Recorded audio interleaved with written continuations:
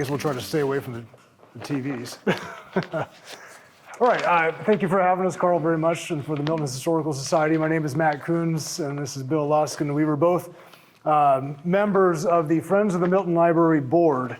And believe it or not, we didn't exist originally, but I think we were one of the first friends groups that was ever created before a library was actually built. And I think Liz Hausman, thank you for being here, was a big testament to that as well, because she was integral in making this property, this Dinsmore property, to be our first library up here. Now, Bill, you want to get some, Bill, of course, had to get right involved initially on the board and knew right away that we needed to have some direction. So talk about the Dinsmore property. Well, I'd like to mention too, there are several members here of the original board. Kim Gauger, Mercy Vanell, Paul Kaplan, I'm missing some, of course, Bob Myers. Who am I missing out there? I think that's it. Anyways, there's a couple of them we couldn't get a hold of, but we got another one walking in the door here. Karen Thurman's on her way in. Right. She is one of the original members too, and here again, another former city council member. But I think the story that we're about to tell is how a community comes together physically and with and all of their resources to make something like this happen. And not only the library and the community involvement that went into developing or creating the vision of the library, but as Matt was saying, creating the Friends of the Milton Library prior to this library being built. But Karen, welcome. Yeah. So what we'll do is we've got almost 200 photos here, and we're going to cycle through them, and we can talk about different aspects of not only the creation of the library, but the creation of the book barn and the Friends of the Milton Library.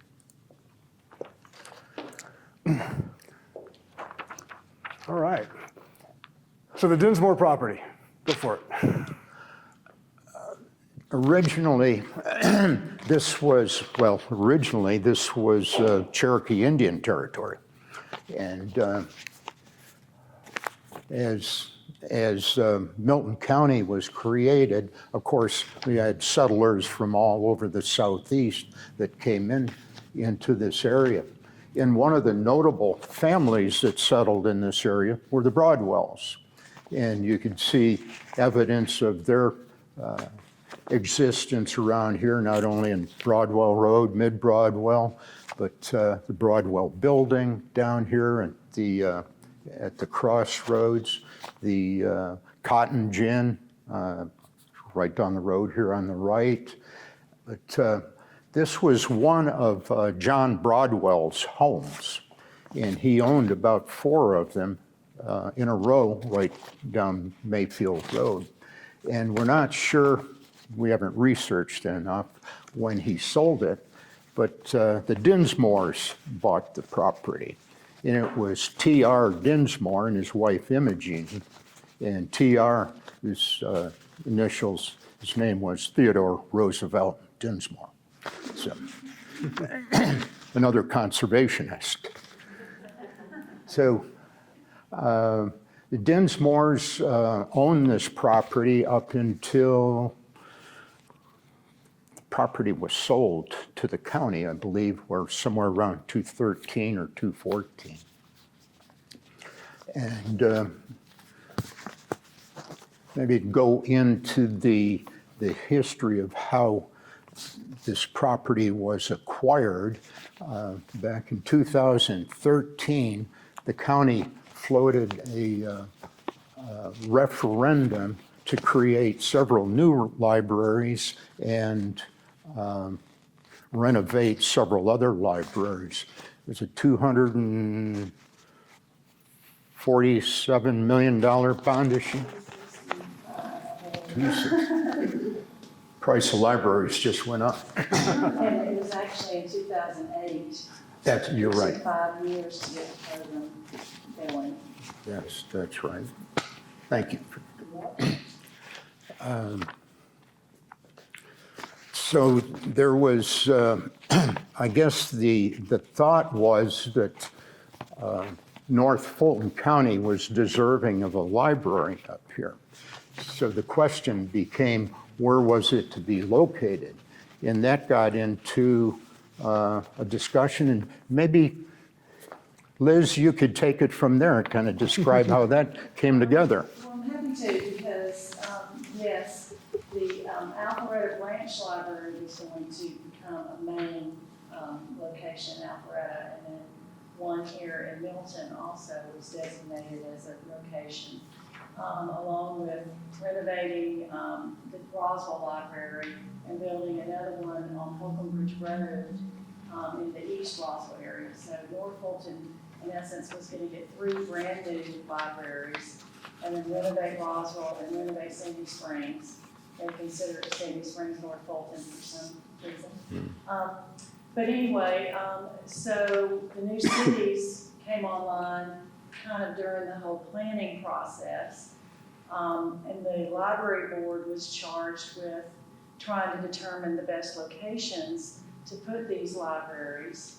And at that point, Milton being new and Alpharetta redeveloping their downtowns, the properties that were originally selected really were not in the geographic location for what was going to be the city centers of both of those towns, this town and Alpharetta. So the library board originally selected a piece of property over near Deerfield, where your temporary city hall was in an office park, right? And Alpharetta's was originally set to be somewhere in the Wills Park area, not in the area that was now their new city center. So it took a little finagling to get that to change, but we accomplished it. And so now we've got 2 beautiful libraries that are in the heart of both of the cities. So it just worked out perfectly, I think. And that caused a little concern because we didn't know what we were going to get as far as the library goes. When someone says they were going to do something and build something, we in Milton like to make sure we know what the look and feel is. And so that's why we created the Friends of Milton Library. So what happened was, I remember just being at home and I got an email saying, hey, we're from Bob Myers, in fact, we're going to start a friends group. I had no idea what a friends group was, quite honestly, but I was curious to know what they were doing. So we went down to the Alfred Library and we had a meeting down there that was going to talk about creating a friends group. And the first thing you do is you elect a board. And next thing, if you show up to a meeting like that, I got news for you, you're going to be on the board. I didn't know that either. But anyway, so we got together and Adam Orkin was elected as the very first Friends president. And his task at the time was to help guide Fulton County into the design of our Milton Library because we didn't want it to look like a box, is basically what it was. So that's what happened there. So I don't know, if we go back, we showed here originally when we were just getting started, there are shots of the original Dinsmore homestead.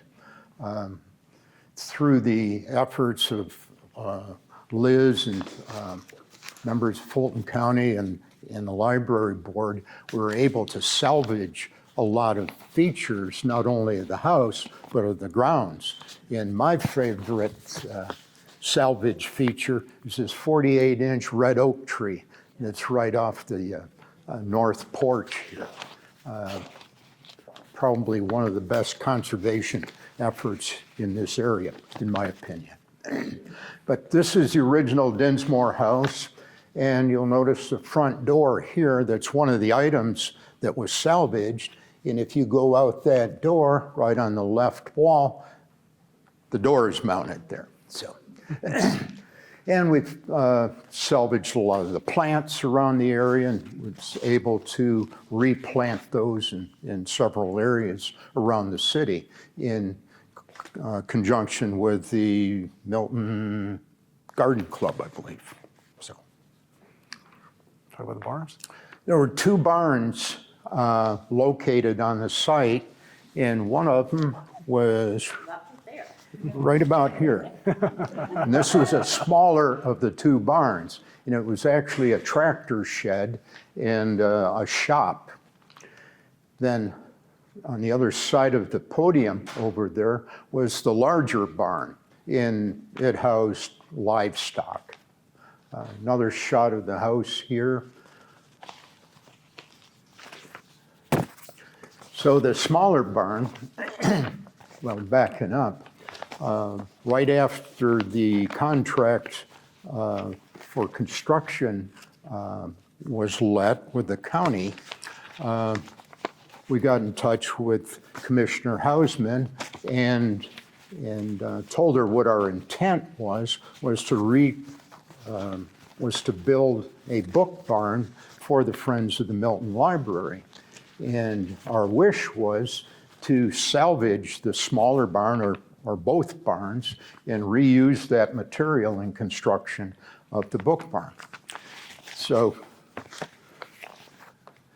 through the efforts of the wailing and the gnashing of the teeth with some county legal beagles, Commissioner Hausman was able to convince them that the county should let us salvage the material, which we did. See, I remember that a little differently. Okay, so what happened was we got the county to agree to the design of this barn, which is good. And then we didn't have a friends meeting for a while. And then all of a sudden, Kim Gauger over here calls me up and says, Matt, we need to have another meeting. You need to call everybody and get them together again. Right? Not knowing what I was really doing, I called everybody to get together for a meeting. And next thing you know, they elect you as president because you called them all up. So that was her secret way to get me to be the president of the Friends. And so anyway, I told them all, look, if we're going to do this, we're going to run it like a football team. And we're going to figure out how we're going to be the best library in the entire state of Georgia. And that was our mantra. You know, nothing against the other libraries, but we wanted to set a standard for what we can do to make this a destination place. And we didn't really know what that was at the time. It was more of a, you know, how do we get the best out of our board and our ideas to figure out what would be? And obviously, as we were in a board meeting, someone mentioned, it's too bad we couldn't save the barns. And we said, well, why not?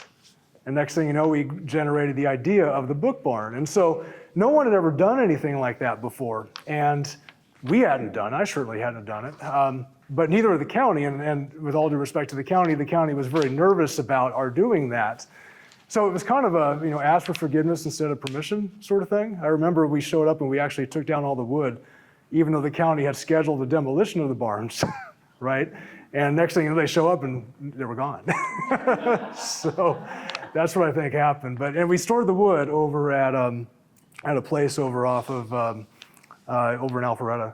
And that worked out really well. So we had a lot of community working to do that. And next thing you know, we had the wood, and then we got the agreements to make sure we got all this going. So that's how I remember it anyway. I could be wrong. I've been wrong before. So during the process of salvaging the old barn and storing material, and as the construction of the library progressed, we got together with one of our other board members, who's Tim Bryan, a local architect, and he used to have his office in one of the other Broadwell homes right down the road here. So we took our sketches over to Tim and said, we want to build a book barn and replicate what was on site originally.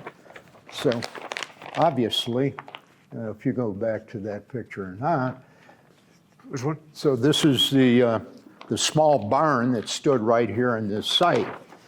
So, right side up, yeah. So we built it pretty much according to plans and specs. Of course, we developed the plans and the specs ourselves, so it's easy to follow. Well, it helps when you have the best contractor you can ever imagine on the board. So.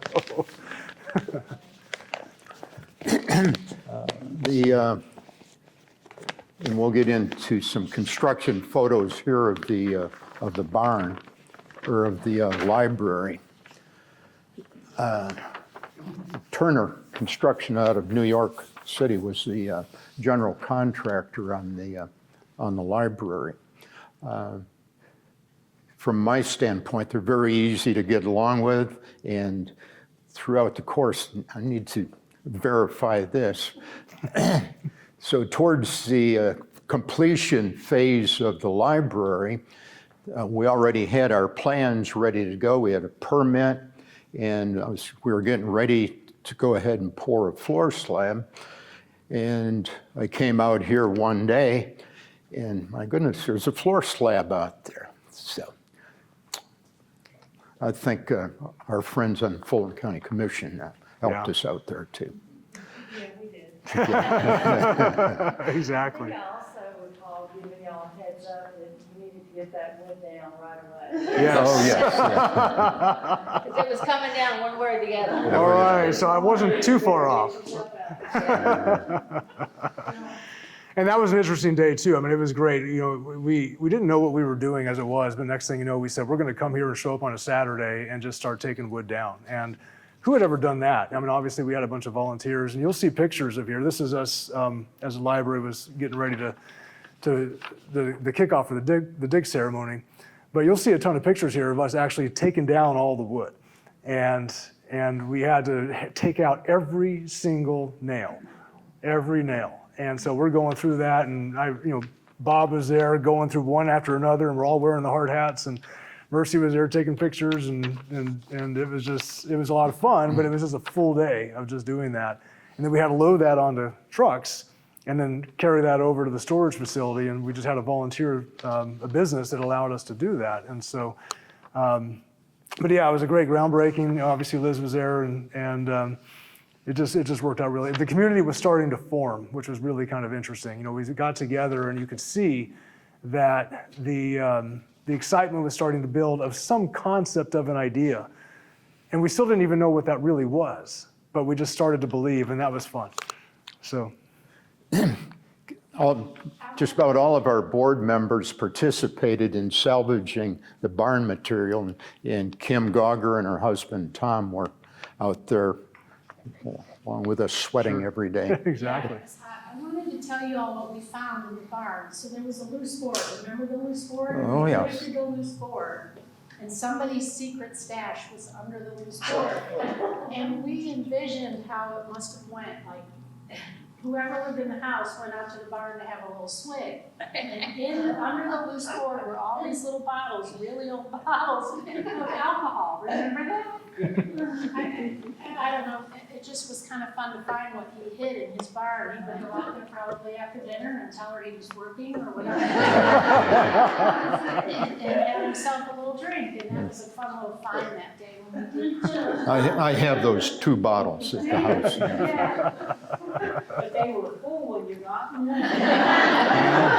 I share. Pat Miller. I have a cousin who I'm old enough to be her mother, and she has tattoos all over, and more piercings than I can count. You would never see us as a pair.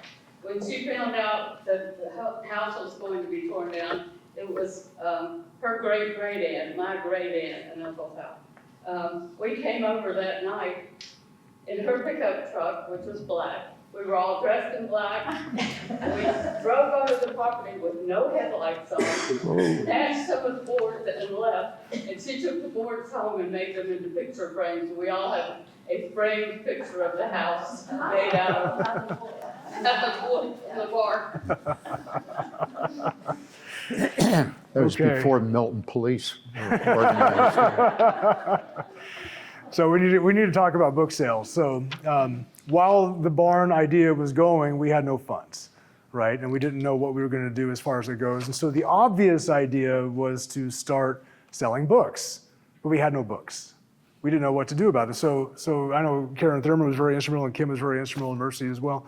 The idea was, okay, let's just put something out there and start collecting books. And we put a notice out to the community stating, hey, if you have used books and you don't want, give them to us. Well, we wound up collecting about 10,000 books. And it was insane. And we didn't have a home yet. You have to understand, we had no home. And so we had to get, the first location was an empty business space over there by the Old Blind Dog Pub. And so we had our very first book sale at the Old Blind Dog Pub. And Karen, we made, what, $1,800 that day? Yeah. Right? Karen was our treasurer. She did a great job. So we had that, and it expanded, and it just kept growing. And so we thought about using a company that actually dealt with and helped libraries do Milton, or do books. And they came to look at us and said, you guys don't need us. You guys know what you're doing. Like we do. So that was interesting. So as we grew, we had these books, we did the book sale. We had a second book sale at the Old Blind Dog Pub. We wound up having to get kicked out of our house and go find another one. And we wound up getting the house down the street here. I forgot which one it was, but it was a house down here with the doors were falling apart and the roof was falling apart. And we must have had 20,000 books in this thing, boxes everywhere. And so whenever we had a book sale, we had to move these boxes, right? And so we had a book sale there. So then we had a book sale in the Alpharetta Center right over there. And we had people walking around. We took up the entire gymnasium on that end. So then it was, by the time we had Crabapple Fest coming around, gosh, we had 60 volunteers that day.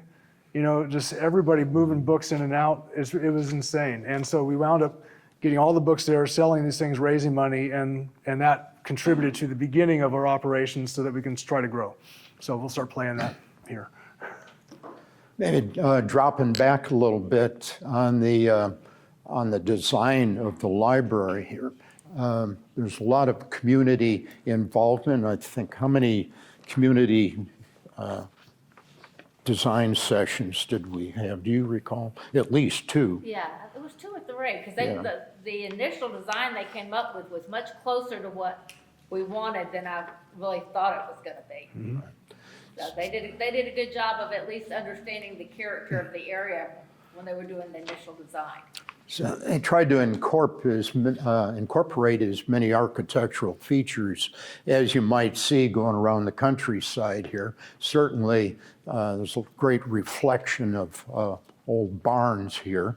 It incorporated part of the features of the original Dinsmore house, which is kind of represented on the north elevation here with the full porch along this elevation, of course, which faces the 48-inch red oak tree that's out there. A little more subtle feature out here that maybe not everybody picks up on. I guess everybody's familiar with that North Fulton landmark right down Crabapple Road.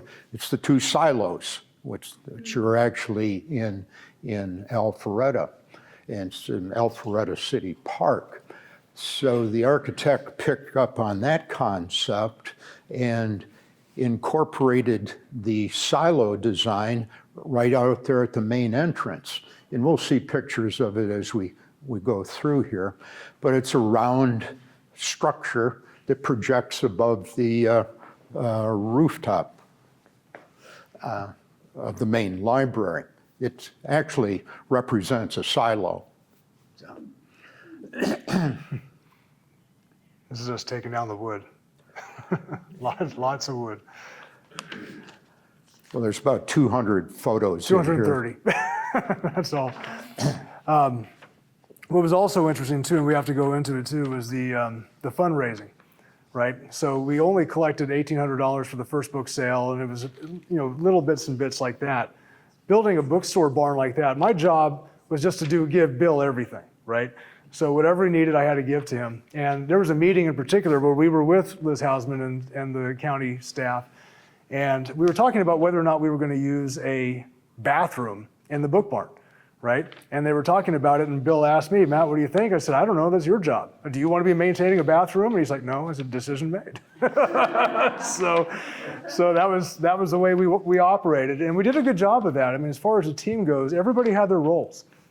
And it was one of those things where we all appreciated that, and we all used our resources together to figure out what needed to happen. And we met together once a week, and we went over the plan, and we talked about it, and it all worked out well. So as we went on, though, it turned out building a bookstore barn is $100,000. and $1,800 for a book sale isn't going to cover that, right? So we had to figure out what we were going to do. And we kind of ran into a little issue where we had the book sales coming, and then we had one board member, Dave Shannon's family, made a huge contribution of $60,000, which was great. But I was still $35,000 short, and my name was on every signature, right? So here we are doing this stuff, and we're signing everything. And the book I gave to Jeff Dufresne, Jeff, I don't know if you're passing the book around or not. You'll see all my signature on every single document we have. I collected 200 pages, and this is going to be a gift for the Milton Historical Society. But we ran into an issue where I needed $35,000, right? And one of the issues was how do we raise that? And so we made a request for the county to do a giving tree, right? So unbeknownst to us, though, libraries with Fulton County already had a giving methodology. But we wanted to have something that was our community driven. And so I asked specifically, can we have a giving tree? And our feedback and answer was, no, we will not be allowed to have one. And I said, you're telling me that we will not be allowed to have a giving tree? And she said, yes. So I said, okay. So the next day, the Fulton County Commissioners were meeting, and Bob Ellis was down there, and I just drove down to Atlanta, and I knocked on the door and basically saw Fred Hoffman, God rest his soul, and said, Fred, we need a giving tree. I was told we won't have one. Do we want to settle this in the back room, or do I have to go out in front and speak? And he said, let's settle this in the back room. And Bob Ellis did a great job putting together with what we need, and we got the approval for the giving tree. And so that was the communication we needed to work within the bounds of what we had. And we got an artist right outside of Milton in Alpharetta who gave us a design, which we gave to Fulton County, and with Liz's help and Bob's help, we got the county commissioners to approve it. And the giving tree we have right now is what you see out there on the wall. And that was kind of the background. So that gave us the $35,000, and I was off the hook, and Bill had all the money he needed to do anything he wanted to do. So mention 2 points. Our construction project here, building the Friends Barn, was built under budget, and we've completed ahead of schedule, just so Yes. everybody knows.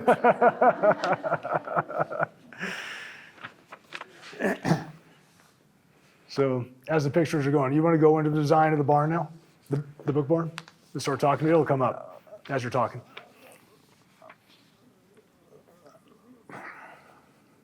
I think the original discussion centered around the 2 existing barns, and we wanted to maintain the character of this site, since essentially being on the corner of Charlotte and Mayfield Road with a huge tree out here and in those 2 barns, it was a landmark, just as the silos down the road are a landmark up in North Fulton County. So through the efforts of our other board member, Tim Bryan, architect, he and a couple of others of us got together and came up with a floor plan.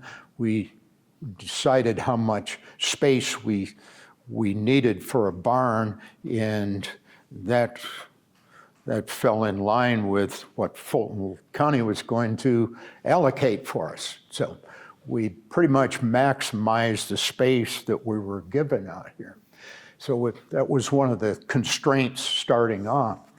So we through a series of sketches and identification of different materials. We wanted to make the barn not only a replication of the original structure, but we wanted it to complement the new library. So we finished it off in the same color, and I remember going through a discussion with Mr. Al Collins about what color it was going to be, and I satisfied him that it was going to be white. But you'll notice a standing metal seam on the library is the same thing that we used on the barn.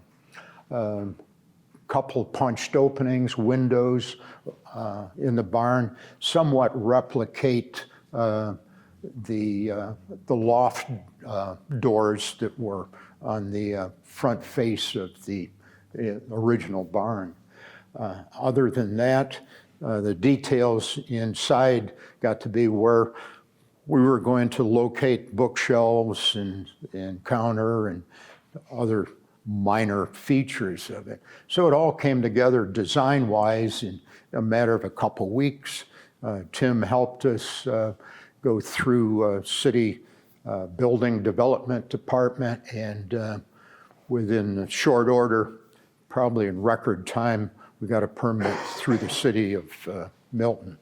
So that was a good part of the story. I will say this too, Karen and Bill and I served on the Milton City Council, but we never voted once for the barn. That was all everybody else. So that would have been a conflict of interest. We could not have, we had to recuse ourselves. So. So I believe it's, the library was officially opened on the 15th of July in 2015. I believe we started work on the barn around the end of May of 2015. So we're building out there as the construction for this building was being completed. And we got into June, July, and August, and I think Bob Myers and Paul and Kim and Karen can testify how hot it was that particular summer. And we had lumber that was starting to catch on fire because it was so hot. Not really. But it's, what a community effort it was, the number of people that came out to help us put it all together, and people that would drop by as they were coming into the library, you know, inquisitive about what we're building out there. It got to be quite a hit during the construction phase, and of course, Judy Birds, who's president of the Friends Board now, can testify what an attraction it has become here in the city. So.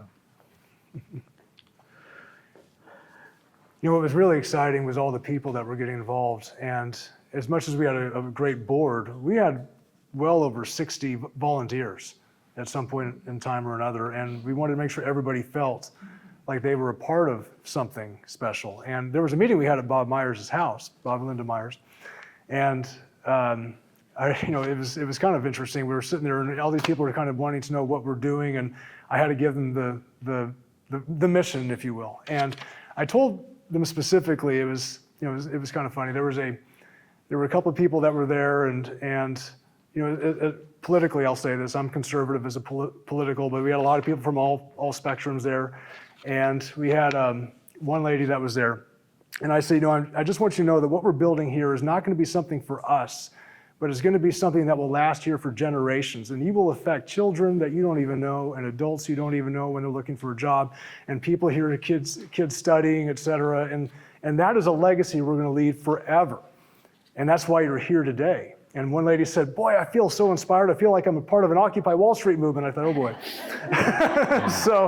But that was, my job was to make sure that whatever someone's talent was to be excited about it. And they were. It didn't matter because this was a community thing. And it was interesting. We were at one of our book sales, and I was taking a break, and I was drinking a can of Coke, and I got done. And of course, of all the people that came up to ask me, are you going to recycle that? It was her. And I had a choice to make at that moment. What do you say at that moment? And I said, you know what? Honestly, I hadn't thought about it, but I'll tell you what. If you'll take this and recycle it or whatever you think is best, you can be in charge of all of our recycling going forward. And she said, really? I said, absolutely. So as time went on, we're in the Crabapple Festival, and we're getting ready the night before, and we had tons of books, tons of boxes. And at one point, we had a stack of boxes that was up to these rafters. It was crazy. And she walks up to me and she says, so what are we going to do about these? And I said, I don't know, that's your job. She said, really? I said, yeah, there's 2 kids over there not doing anything. You can break them down. She's like, okay. She goes to the kids and they break down these boxes. Well, at the end of the day, we had all the books set up around the tables. And I'm exhausted. And this truck backs up next to me, and it was all these boxes broken down in the back of her truck. And this lady stops and looks at me and she says, Matt, I want to let you know that I never felt more special to be a part of something than I do right now. And that was what it was about. It was about the people that were doing this, and it just was a great thing to see, so.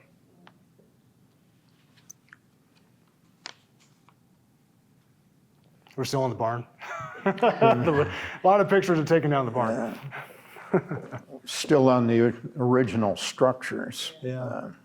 Here, I can move it forward. Maybe comment on the material that was in these barns. And typically back in that era, when people were building up here, this was not the most affluent part of the state, obviously, back then. And it's primarily an agricultural area.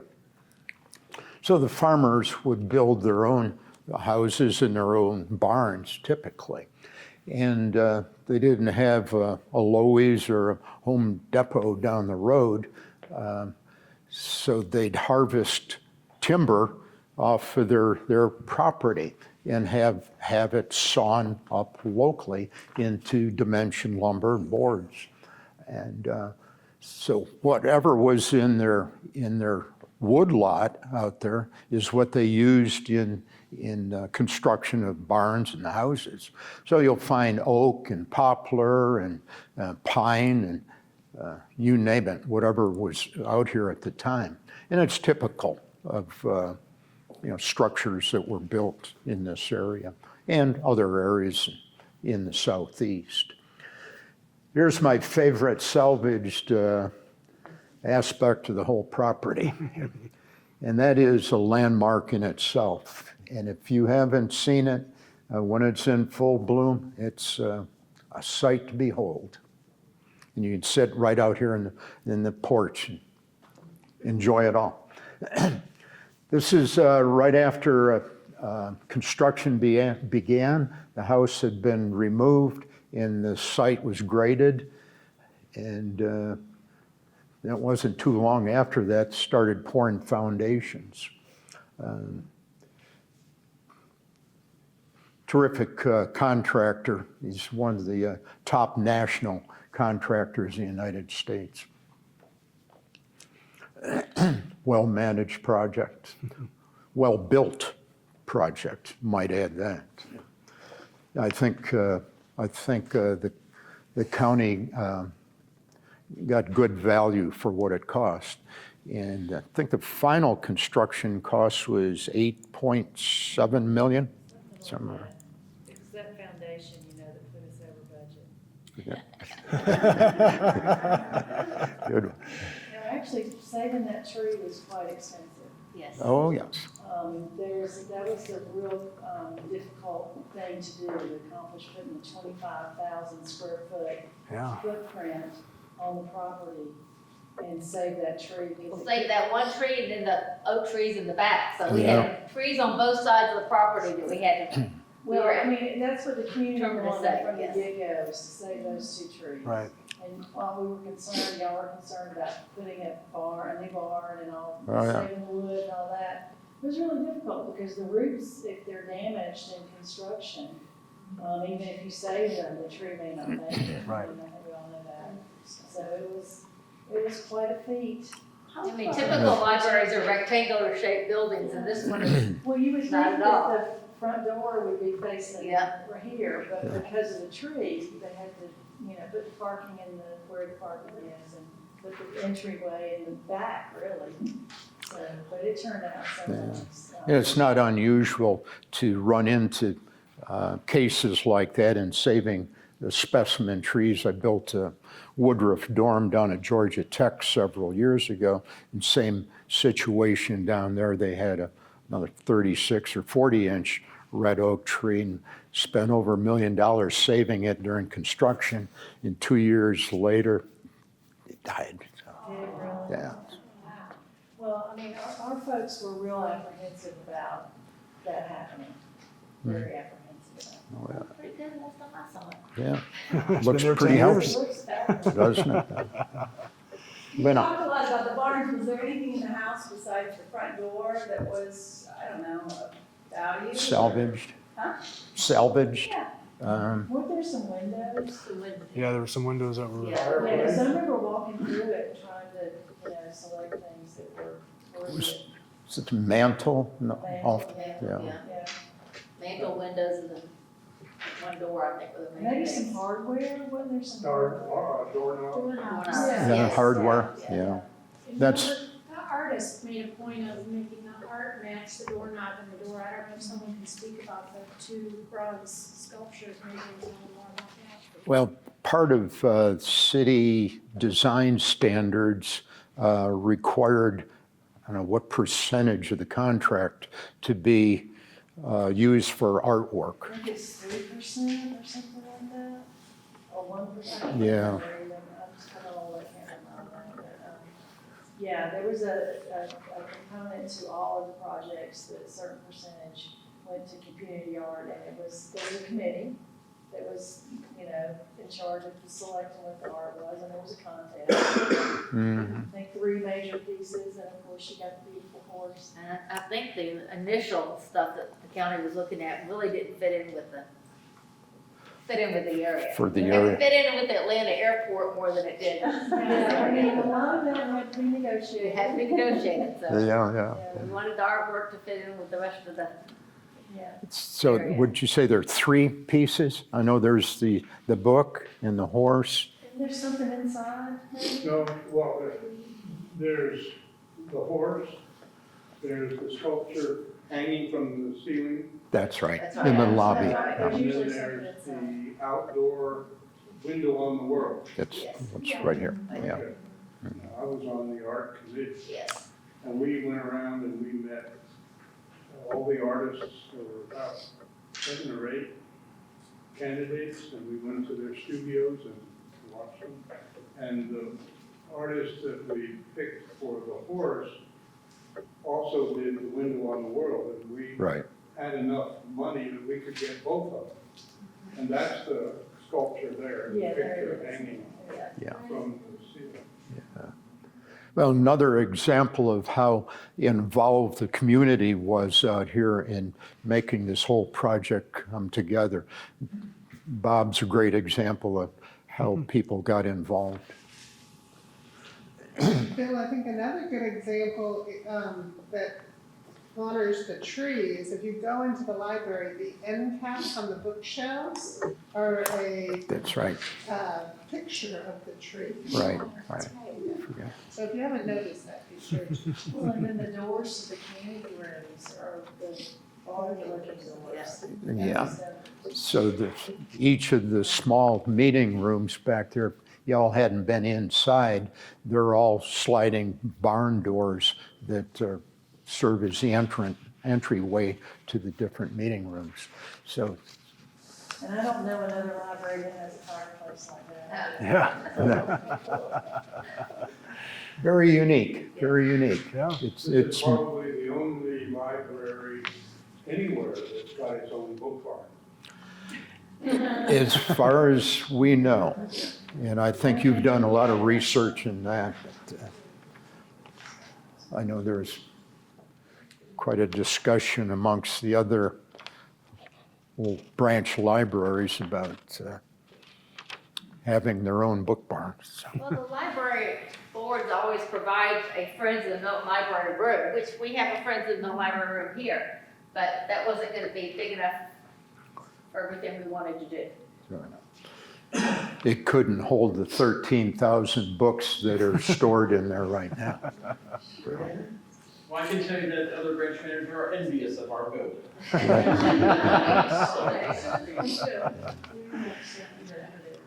So maybe getting into the operation of the Friends Library. Judy Birds is the current board president, and the last count I knew is there are over 13,000 books in there. And of course, they keep rotating. They've got a terrific staff in there. They work every Monday.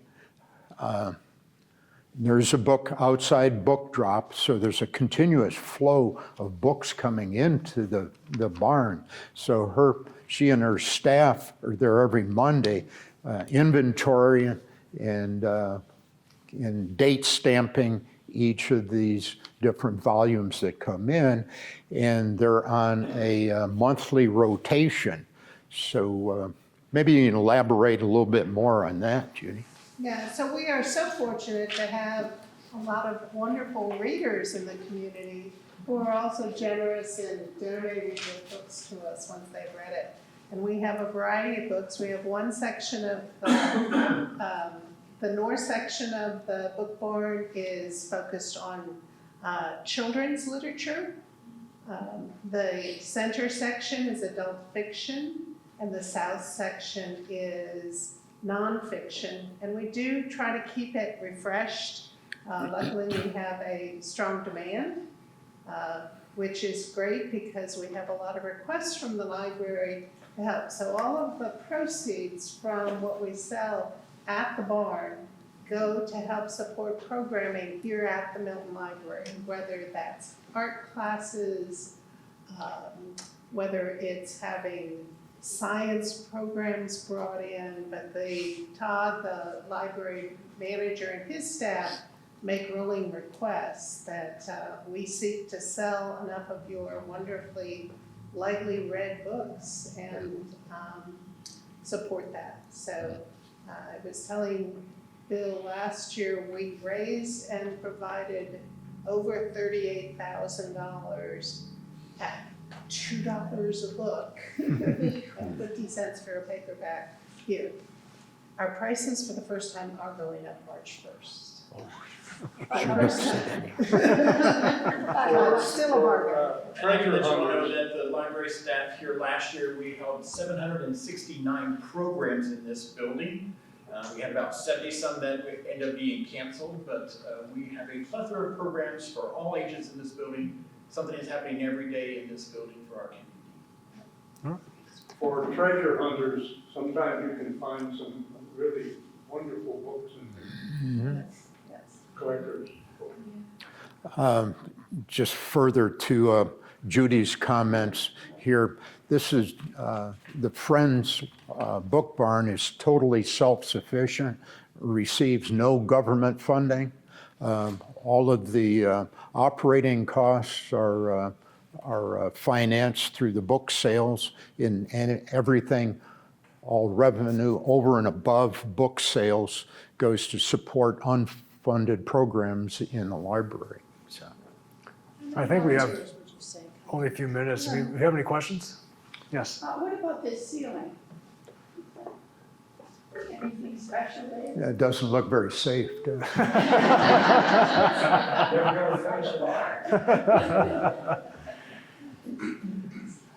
What about? No, I was just wondering if it was left over from, if the barn had a ceiling like this. Oh, no, it's, Having worked the elections, it's metal. It makes a lot of noise when it moves. yes, the acoustics aren't the greatest in here, but it's a great meeting space. Pat? You said something earlier that caught my attention about the plants being salvaged and replanted. Mm-hmm. One of the features of this house, I remember from when I was a child, was that Imogene had a huge daylily garden that lined. Oh, yeah. And we were all upset that it disappeared, so did y'all save those? That would be, our family would really love to know.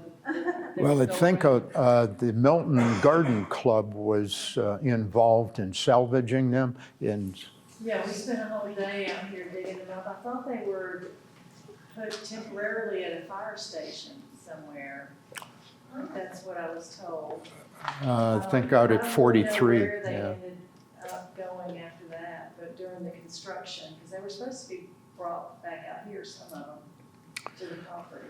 I'll check into that. Yeah, I don't know the answer, but yeah, we had a group of about 10 people out there that were trying to save those Well, plants. I'm really happy to hear that, and I'll tell Judy a great story.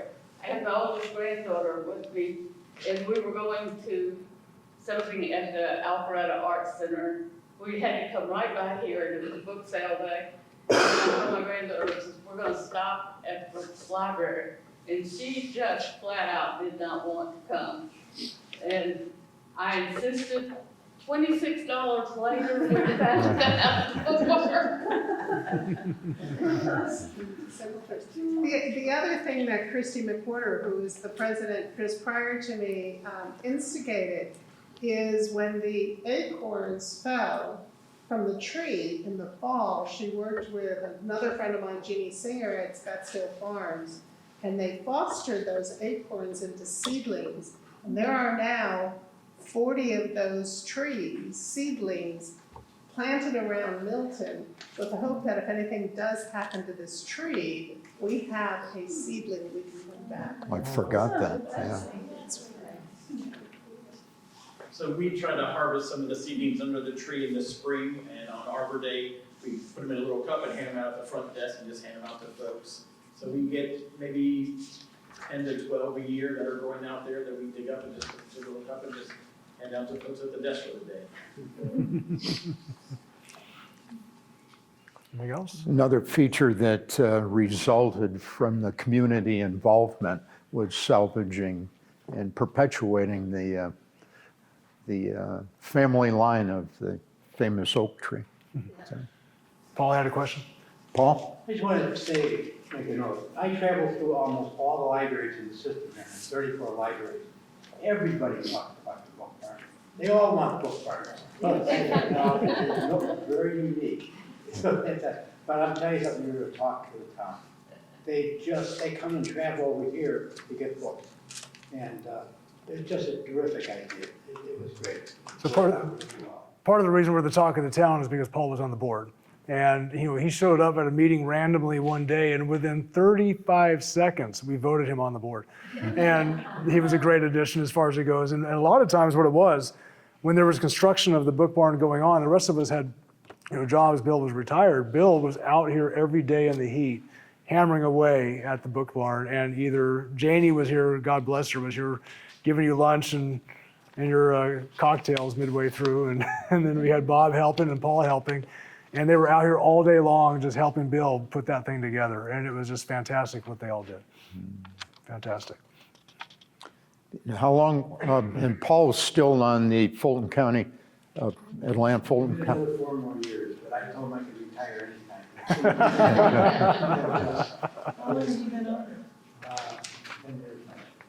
10 years. Yeah, Great advocate for our program out here and right.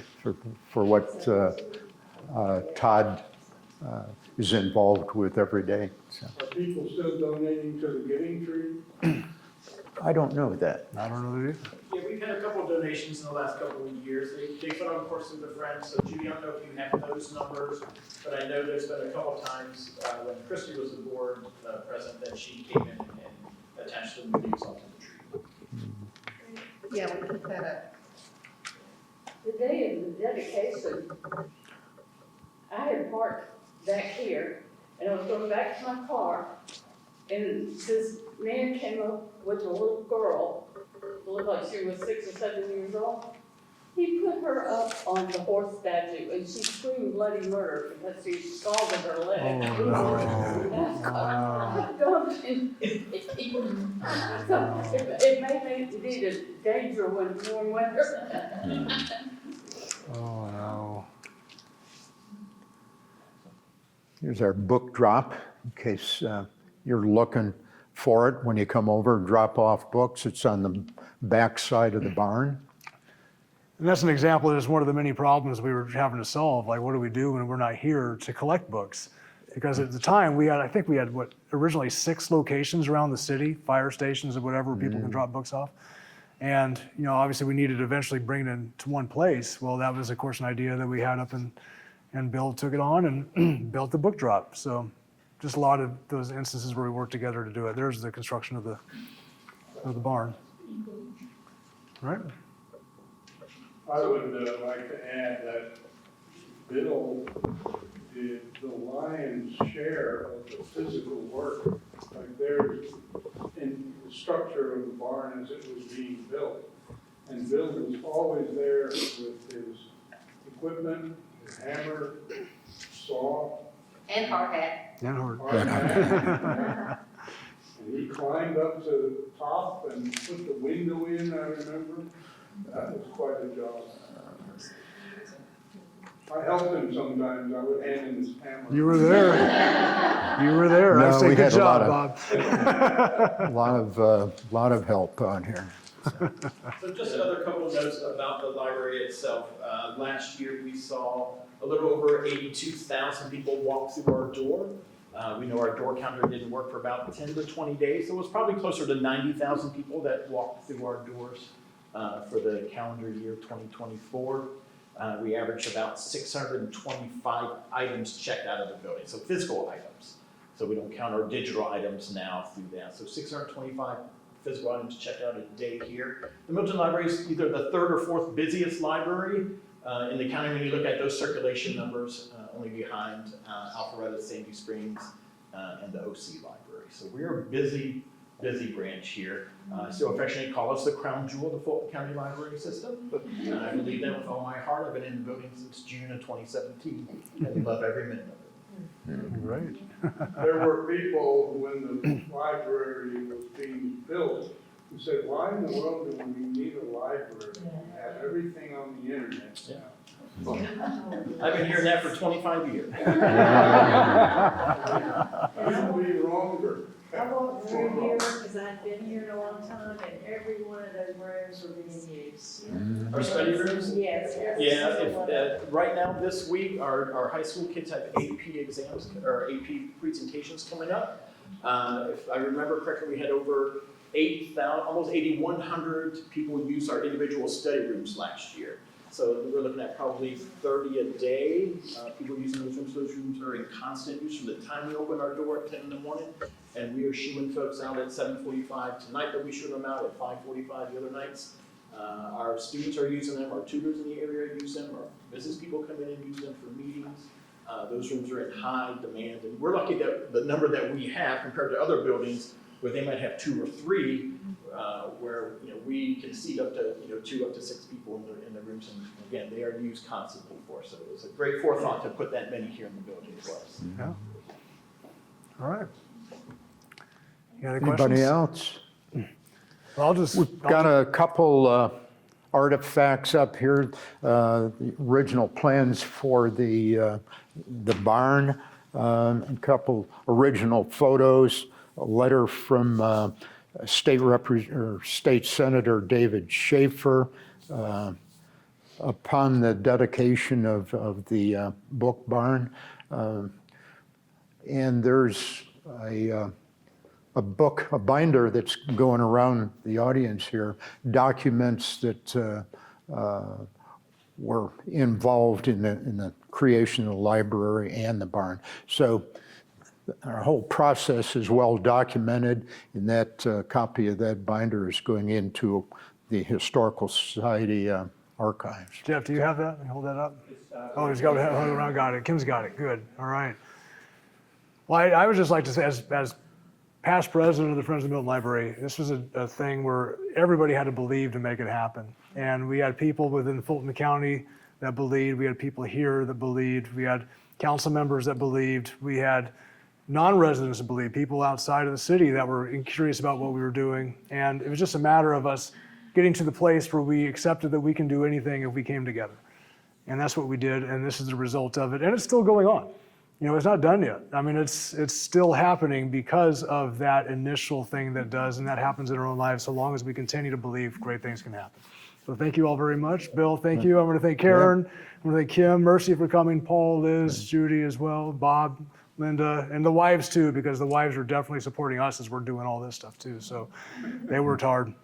Thank you, Appen Media, for coming. Thank you for Carl and Jeff as well for having us, the Milton Historical Society, and everybody else.